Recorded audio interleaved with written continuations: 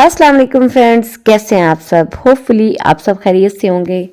आज की वीडियो में मैं आपसे शेयर करने वाली हूँ कुछ ऐसी मेजर मिस्टेक्स जो मॉड्यूलर किचन बनवाते हुए अक्सर ही हमसे हो जाती हैं। किचन बनवाते हुए तो हमें कुछ चीज़ों का इतना आइडिया नहीं होता, लेकिन फिर हम लेडीज जब किचन में काम करती हैं तो हमें ये प्रॉब्लम फेस करना पड़ते हैं।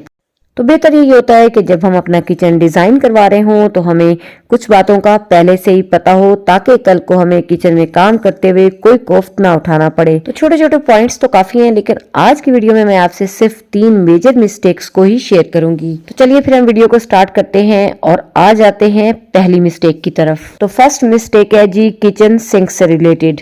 किचन में जो मार्बल स्लैब होता है उसकी कटिंग से पहले हम सिंक लेके आते हैं, लेकिन कटिंग करने वाले अक्सर 2 मेजर मिस्टेक कर जाते हैं। एक तो वो जब स्लैब की कटिंग करते हैं ना तो थोड़ी सी कटिंग कम रखते हैं और ये जो एजेस होते हैं सिंक के वो स्लैब के ऊपर ही रख देते हैं।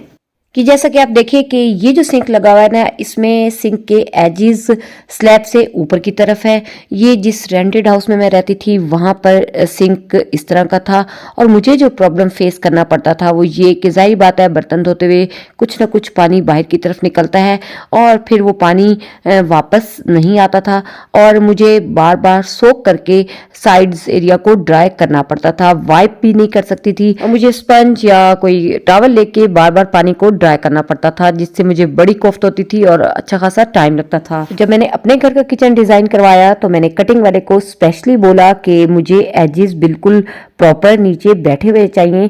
तो अब आप देख सकते हैं कि जो सिंक है ना उसके एजेस स्लैब से नीचे हैं। तो अब जो सिंक की साइड्स पे पानी आता है उसको मुझे ड्रेन करना और इसको ड्राई करना काफ़ी आसान रहता है। जस्ट वाइप करती हूँ और सारा पानी जो है वो सिंक में आ जाता है। तो ये थी जी पहली गलती। तो जब कटिंग हो रही हो तो आपको ख्याल रखना है कि सिंक के जो एजेस हैं, जो कॉर्नर्स हैं, वो स्लैब से few mm नीचे होने चाहिए। अब सिंक की कटिंग करते हुए जो दूसरी मिस्टेक ये कटिंग वाले करते हैं वो ये कि या तो फ्रंट से स्पेस कम छोड़ते हैं या बैक से कम छोड़ते हैं। तो फ्रंट पे जो आइडियल स्पेस है वो कम से कम 2 इंच होनी चाहिए और बैक पे 1 से 1.5 इंच होनी चाहिए। तो अभी ये जो मेरा सिंक है ना इस पे बैक पे 1 इंच स्पेस छोड़ी गई है, जो कि मेरे ख्याल में आधा इंच और होनी चाहिए थी। तो 1 से 1.5 इंच पीछे की तरफ और फ्रंट से भी स्पेस जरूर छोटी होनी चाहिए, ताकि जब टैप लगे तो पानी सेंटर में ही आए और आप के कपड़ों को गीला ना करे बर्तन धोते हुए। तो ये 2 इश्यूज थे जी सिंक से रिलेटेड। चलिए अब आ जाते हैं सेकंड मिस्टेक की तरफ। और सेकंड मिस्टेक है जी बर्नर से रिलेटेड। जो सिंक के लिए स्लैब की कटिंग करते हैं ना, उन्होंने ही बर्नर के लिए कटिंग करना होती है। अब यहाँ पे भी वो क्या करते हैं कि पीछे से स्पेस कम छोड़ते हैं, जिसकी वजह से चूल्हा जो है ना उसमें ये हमारा जो स्पेशली छोटे वाला बर्नर है ये बिल्कुल यूजलेस हो जाता है। तो इसलिए कम से कम 3 इंच स्पेस ज़रूर छोटी होनी चाहिए। अब मेरा ये जो बर्नर लगा हुआ है ना इसमें 2 इंच स्पेस छोड़ी गई है, जो कि मेरे हिसाब से कम है। यहाँ पर 3 इंच स्पेस होनी चाहिए थी। अभी छोटा बर्नर में यूज कर तो लेती हूँ, लेकिन इस तरह का अगर बड़ा पैन हो तो वो इस पर नहीं आ सकता।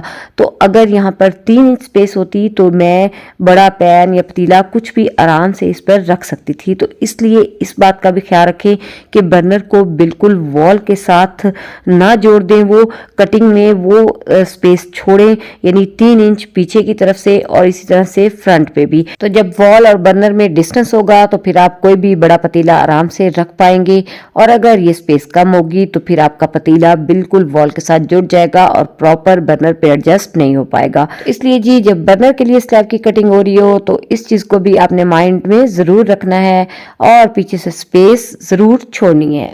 और अब हम आ जाते हैं थर्ड मिस्टेक की तरफ, जो कि है कॉर्नर कैबिनेट से रिलेटेड। कॉर्नर कैबिनेट चाहे ऊपर वाली हो या नीचे वाली, उनको कभी भी ब्लाइंड मत रखिए, अदरवाइज आपके लिए चीज़ों को उठाना और रखना बहुत ही मुश्किल हो जाएगा। तो नीचे वाले जो कॉर्नर कैबिनेट्स होते हैं वहां पर या तो आप इस तरह के ड्रॉज बनवा सकते हैं या फिर आप लेजी सुजन फिट करवा सकते हैं, या अगर आप इतना खर्चा नहीं करना चाहते तो सिंपली आप डोर्स को इस तरह से एडजस्ट करवाइए कि दोनों डोर आप ओपन करें और कॉर्नर्स तक आपकी इजी एक्सेस हो। जैसा कि ये मेरे किचन में जो नीचे वाले कैबिनेट्स हैं उनमें आपको नजर आ रहा है, तो हर चीज आप आसानी से रख भी सकते हैं और उठा भी सकते हैं। इसी तरह से आपके जो ऊपर वाले कैबिनेट्स हैं उनमें भी आपकी असेस होनी चाहिए। तो ये थी जी 3 मेजर मिस्टेक्स जो अक्सर किचन में हमारे से हो जाती हैं और बाद में हमें प्रॉब्लम फेस करना पड़ते हैं। उम्मीद करती हूँ कि मॉड्यूलर किचन डिज़ाइन करते हुए मेरी ये वीडियो आपके लिए यूज़फुल रहेगी। वीडियो अच्छी लगी हो तो लाइक करना और चैनल को सब्सक्राइब करना मत भूलिएगा। इंशाल्लाह फिर मिलेंगे नेक्स्ट वीडियो। तक के लिए अल्लाह हाफिज़।